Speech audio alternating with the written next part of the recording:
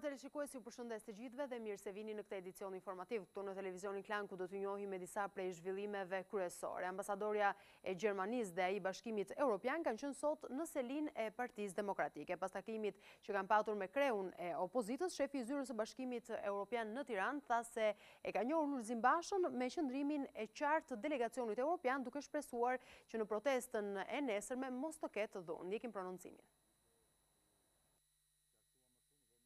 Position, the EU has been very clear. Bashkimi Evropian ka qenë shumë i qartë. I kemi shpjeguar liderit të Partisë Demokratike pozicionin ton. Është e nevojshme që të diskutohet. It's important to talk. I think that Mendoj se nesër është një ditë e rëndësishme. Ne presim të mos ketë dhunë dhe procesi demokratik të prevaloj. a democratic process to be follow up. Shtetet e Bashkuara të Amerikës kanë reaguar ashpër ndaj vendimit të opozitës për të djegur mandatet e deputetëve. Ambasada amerikane në Tiranë thotë se ky akt saboton përparimin e Shqipërisë dhe minon demokracinë. Ndaj u bën apel deputetëve të opozitës që t'i refuzojnë thirrjet që vijnë nga partitë e tyre. Ambasada e Shteteve të Bashkuara të Amerikës në Tiranë ka lënë mënjan gjuhën diplomatike dhe ka folur ashpër kundër vendimit të opozitës për të djegur mandatet. Kërcënimi PD dhe LSI, thuhet në një deklaratë se listë diplomatike të rrugës Elbasanit, saboton përparimin e Shqipërisë dhe minon demokracinë. Një demokraci e shëndetshme kërkon një opozitë që funksionon në mënyrë konstruktive brenda institucioneve kushtetuese. Kërcënimet nga Partia Demokratike, Lëvizja Socialiste për Integrim dhe partitë të tjera opozitare për të braktisur mandatet e tyre në parlament, minojnë parimet bazë të demokracisë dhe sabotojnë përparimin e rëndësishëm që Shqipëria ka arritur në zbatimin e ligjit dhe qeverisjen e përgjegjshme. Në mënyrë të drejtë për drejtë, Ambasada amerikane në Tiranë u drejtohet deputetëve të opozitës, duke kërkuar të refuzojnë thirrjet nga partitë e tyre për t'i djegur mandatet. Shtetet e Bashkuara ju bëjnë thirrje të gjithë deputetëve të ngrihen mbi sherrret politike, të refuzojnë thirrjet për të braktisur mandatet e tyre dhe të mbrojnë idealet dhe parimet që janë me rëndësi thelbësore për çdo demokraci të fortë. Nëse dështoni të bëni punën tuaj, do të zhgënjeni njerëzit të cilëve keni privilegjin të shërbeni. Kjo nuk është hera e parë që ambasada amerikane reagon fort ndaj veprimeve ekstreme të ndërmarra nga partitë politike në Shqipëri. Të shtunën ajo dënoi aktet e dhunës në protestën e opozitës dhe sulmin ndaj institucioneve. Edhe Bashkimi Evropian është shprehur qartë kundër djegjes së mandateve. Zëdhënësja e komisionit Maja Koçiançish deklaroi se vendimi i opozitës shqiptare për të bojkotuar parlamentin dhe djegur mandatet është kundërproduktiv dhe shkon kundër reformave që kërkon integrimi i vendit në familjen europiane. Zëri i fundit që reagon nga Brukseli kundër këtij vendimi të opozitës është Eduard Kukan, raportues në hije për Shqipërinë në Parlamentin Evropian. Ai tha gazetares së televizionit Klan Erisa Zykaj se vendi i opozitës është në parlament, ku ka një rol të rëndësishëm për të luajtur. Sipas Kukan, bojkoti i parlamentit nuk është zgjidhje për problemet e vendit. Lulzim Basha ka zgjedhur një shprehje të presidentit Abraham Lincoln për të përgjigjur deklaratave të ambasadës amerikane në Tiranë. Kreu i Partisë Demokratike tha se djegja e mandateve nuk bëhet për interes të opozitës, por për të larguar një qeveri të lidhur me krimin. Unë nuk komentoj kur asnjë deklarat të përfaqësive të huaja në Tiranë. E nisi kështu Lulzim Basha përgjigjen për deklaratën e ambasadës amerikane në Tiranë, i pyetur për qëndrimin e fortë që selia diplomatike mbajti kundër vendimit të opozitës për të djegur mandatet e deputetëve. Për Partinë Demokratike dhe për mua personalisht nuk ka frymëzim më të madh se sa Shtetet e Bashkuara të Amerikës dhe demokracia amerikane. Për të qenë drejt për drejt, e citoi në anglisht një deklaratë të presidentit amerikan Abraham Lincoln. That these deeds shall not die in vain. Dhe për ta përkthyer, shpresoj që kjo sakrificë nuk do të shkojë kot. Se ky komb nën Zot do të ketë një lindje të re të lirisë dhe demokracisë. Dhe se qeverisja e njerëzve, nga njerëzit dhe për njerëzit nuk do të zhduket nga faqja e dheut, nuk do të zhduket nga faqja e Shqipërisë. Duke e shpjeguar, Basha thotë se djegja e mandateve nuk është qëllim në vetvete. Djegja e mandateve është rekursi i fundit që i është lënë opozitës për të arritur një qëllim madhor. Që të shembim një qeveri të krimit për krimin dhe nga krimi. Deklaratat kreu i Serisë Blu i bëri pas një mbledhjeje 2 orëshe të kryesisë së partisë, e cila miratoi me unanimitet vendimin për lënien e mandateve. Të mërkurën pasdite mbledhet Këshilli Kombëtar që pritet të vulosë përfundimisht këtë vendim. Zoti e bekoftë Shqipërinë, Zoti e bekoft Amerikën. Edhe presidenti Ilir Meta në një intervistë dhënë për Deutsche Welle thotë se për shkallëzimi i protestave apo i politikave ndarëse, akoma më keq konfrontuese, sidomos jashtë institucioneve, është një zhvillim i padëshiruar, ndërkohë që mbeten pak muaj që vendet anëtare të Bashkimit Evropian të shprehen për mundësinë e hapjes së negociatave për anëtarësim të vendit. Ai thotë se është momenti për të reflektuar të gjitha palët dhe për të pasur një qasje tjetër jashtë konfrontimeve të padëshiruara. I pyetur për djegjen e mandateve të opozitës, Meta thotë se çdo veprim ekstrem nuk i shërben demokracisë, forcimit të institucioneve dhe as integrimit evropian të vendit, që është dëshira e çdo qytetari shqiptar. Sipas kreut të shtetit të shkoha të bëhet një hap prapa nga opozita, por edhe 2 hapa pas nga qeveria dhe nga kryeministri, të cilët duhet të kuptojnë që përgjegjësitë kryesore për qeverisjen e vendit janë të tyre.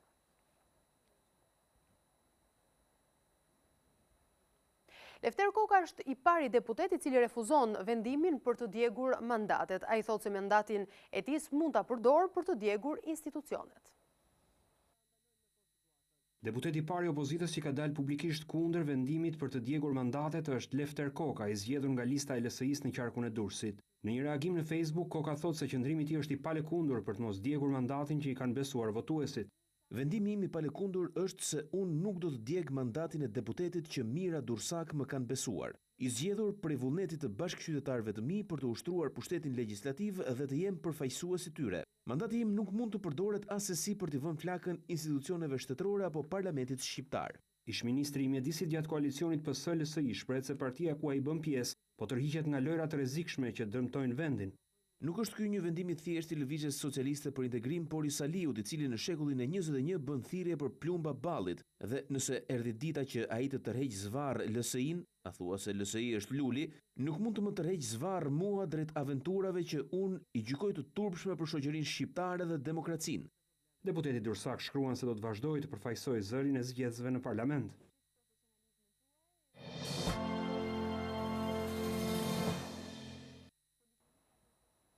Gjykata e Tiranës po përballet me një numër të lartë dosjesh, kjo si pasojë e mungesës së gjyqtarëve. Një gjyqtar ka rreth 4 çështje për të shqyrtuar në ditë dhe sipas juristëve ky fluks ndikon në dhënien e drejtësisë. Drejtësia vonon, por nuk harron. Por në gjykatën e Tiranës drejtësia vonon më shumë se në çdo gjykatë tjetër. 69 gjyqtarë të kësaj gjykate gjykojnë rreth 43.000 dosje gjatë një viti.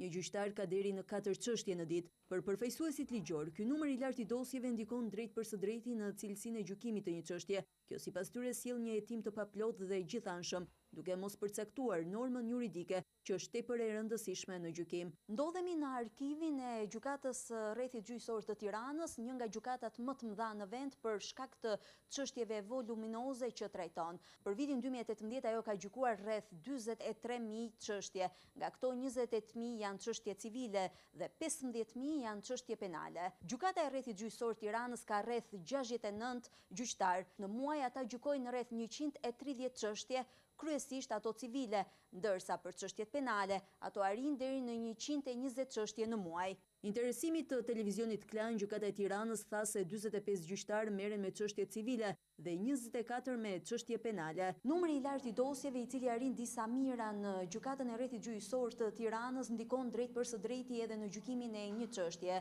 Në bazë të ndryshimeve të kodit të procedurës civile, tashmë një çështje gjykohet nga 3 deri në 4 muaj, ndërsa një çështje penale nga 2 deri në 6 muaj. Numri i lartë i dosjeve për gjykim nga ana e gjyqtarëve u evidentua edhe në raportin e fundit të kontrollit të lartë të shtetit. Në auditin pranë gjykatës administrative të apelit, thuhet se mungesa e burimeve njerëzore ka bërë që volumi i dosjeve për çdo gjyqtar të jetë shumë i lartë, me rreth 70 të tilla në muaj. tvklan.al, webi më i klikuar ndër të gjithë televizionet mbar shqiptare. Lajmi i fundit, gjithçka ndodh në vend, rajon dhe botë. I gjeni në kohë reale në tvklan.al. Informohu në lëvizje vetëm me një klikim në celularin tuaj, edhe në aplikacionin tvklan.al. Video dhe lajme për çdo emision, dhe të rejat apo sinopse të serialeve tona, vetëm në tvklan.al. Besueshmëri, shpejtësi, cilësi dhe interaktivitet. Klan, televizioni mbar shqiptar më i ndjekur. Ecim më tej me të tjera informacione, Beogradi ka zbuluar detaje nga oferta për Kosovën, në të cilën përfshihen njohja e pronës, trashëgimia kulturore dhe asociacioni. Ndjekim raportimin e Idros Seferit nga Beogradi. Ka qenë shefi diplomacisë serbe që ka tensionuar politikën në Serbi pasi gjatë një konference u tha gazetarëve prerë se cila është oferta dhe se ajo nuk nënkupton vetëm territore e kufi. Këtu bëhet fjalë për pronat, mbrojtjen e trashëgimisë fetare dhe pyetje të ndryshme si asociacioni komunave dhe çfarë do të ndodhë me serbët që ngelen të jetojnë atje. Presidenti serb Aleksandar Vučić komentoi shefin e diplomacisë pa shumë detaje. Nuk e di çfarë kuptimi ka të komentoj diçka që e kam thënë para 2 vitesh dhe tani më sulmoni këtu. Më vjen keq që të gjithë kërkojnë diçka dhe protestojnë duke më quajtur tradhtar, por ne duhet të ruajmë paqen. Kjo është komentuar edhe nga shefi i zyres për Kosovën gjatë një ceremonie ku kryetarët e komunave ku jetojnë serbët në Kosovë firmosën marrëveshje bashkëpunimi me Bashkinë e Beogradit. Nuk ka sekret se cila është politika e Serbisë, një zgjidhje kompromisi dhe kërkojmë kushte për këtë. Kjo ide në Serbi ka përqar akterët dhe ka hasur në kundërshti, pasi përkufizimi shihej si një mundësi e shkëmbimit dhe ndarjes së serbëve të Kosovës. Idros Seferi, TV Klan, Beograd. Por kryeministri Haradinaj e konsideron të rrezikshëm propozimin e Beogradit për ndarjen e kufirit në baza etnike. Ai akuzoi kryediplomaten europiane Federica Mogherini se po zhvillon negociata në fshehtësi. Kryeministri i Kosovës Ramush Haradinaj e ka akuzuar përfaqësuesen e BE-s Federica Mogherini për dialog gjysmë të fshehtë. Duke ju kundërpërgjigjur kërkesës së saj për heqjen e taksës që të vazhdohet dialogu me Serbinë, ai ka thënë se është pro vazhdimit të dialogut, por ashtu si i ka hije. Mogherini ka mbajtur një dialog ashtu si gjysmë fshehtë dhe ka vazhduar. Ajo është vetëm me nxjerr ndritat dialog, pra mos më marrë fshehtë, të ta nxjerr në tavolinë. Qëndrimin e ministrit të jashtëm serb Ivica Dačić për demarkim të kufirit në vije etnike e ka quajtur të rrezikshëm. Kjo i ka shkaktuar tragjeditë të kaluamës, ato që i kem pana në Ballkan. Haradinaj ka përkrahur idenë e zëvendësit të tij Bexhet Pacolli për një takim të përbashkët të spektrit politik për të diskutuar për dialogun dhe taksën. Ndërkohë, kreu i PSD-s Shpend Ahmeti ka dalë në përkraje kryeministrit Ramush Haradinaj.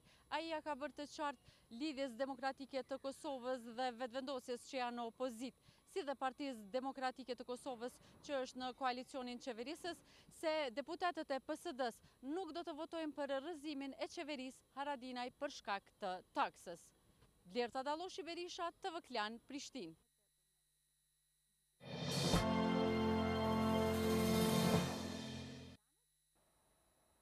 Aktet e dhunës në varret e hebrejve në Paris kanë nxjerrë në rrugë mijëra qytetar francez. Në tubim ishin të pranishëm edhe figura të njohura politike. Mijëra qytetar manifestuan në rrugët e Parisit dhe qyteteve kryesore të Francës kundër një seri aktesh të dhunshme ndaj hebrejve, pikërisht në javën kundër antisemitizmit. Figurat më të larta të politikës franceze morën pjesë në manifestime në sheshin e Republikës në kryeqytetin francez. Mes tyre kryeministri Edouard Philippe dhe ish-presidentët François Hollande dhe Nicolas Sarkozy. Ky manifestim është i pamjaftueshëm, por më së i nevojshëm për të denoncuar atë që është e papranueshme. Duhet ndënuar ashpër ata që nga ideologjia, nga ignoranca apo dashakeqësia vënë në diskutim atë që ne jemi, një popull ndryshe dhe krenar për atë që është.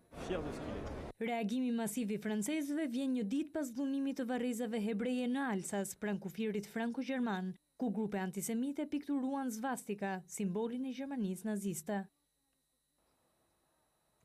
Autoritetet britanike pritet të heqin shtetësinë një 19 vjeçare, e cila kërkon të rikthehet nga territoret e shtetit islamik ku jetoi për 4 vjet. 4 vjet më parë, Shamima Begum braktisi Britaninë e Madhe për të lindur fëmijë për xhihadistët në tokën e idealeve të saj, shtetin islamik në Siri dhe Irak. Por tani që kalifati u zhduk, ajo e ka të pamundur të rikthehet në vendin e lindjes. Autoritetet britanike kanë refuzuar kërkesën e saj për të rikthyer. Qeveria në Londër por shqyrton mundësinë e heqjes së shtetësisë për të. Okay, yeah, I am sorry for all the families that have lost their... Në një intervistë për BBC, Begum, sot 19 vjeç, thotë se i vjen keq për viktimat e shkaktuara nga terroristët e Shtetit Islamik. E ka kuptuar tashmë se udhëtimi që ndërmori fshehurazi kur ishte 15 vjeç ishte i gabuar. Me vajzën e saj të mitur, ajo jeton tani në një kamp refugjatësh sirian. Sekretari britanik i brendshëm Said Javid tha se mbi 100 britanik kanë humbur shtetësinë e tyre pas bashkëpunimit me grupe terroriste. Mospranimi i vendeve europiane për t'i riadhesuar detyroi presidentin amerikan Donald Trump të paremërojë se do të lirojë 800 terroristë europian të kapur në ish territoret e Shtetit Islamik.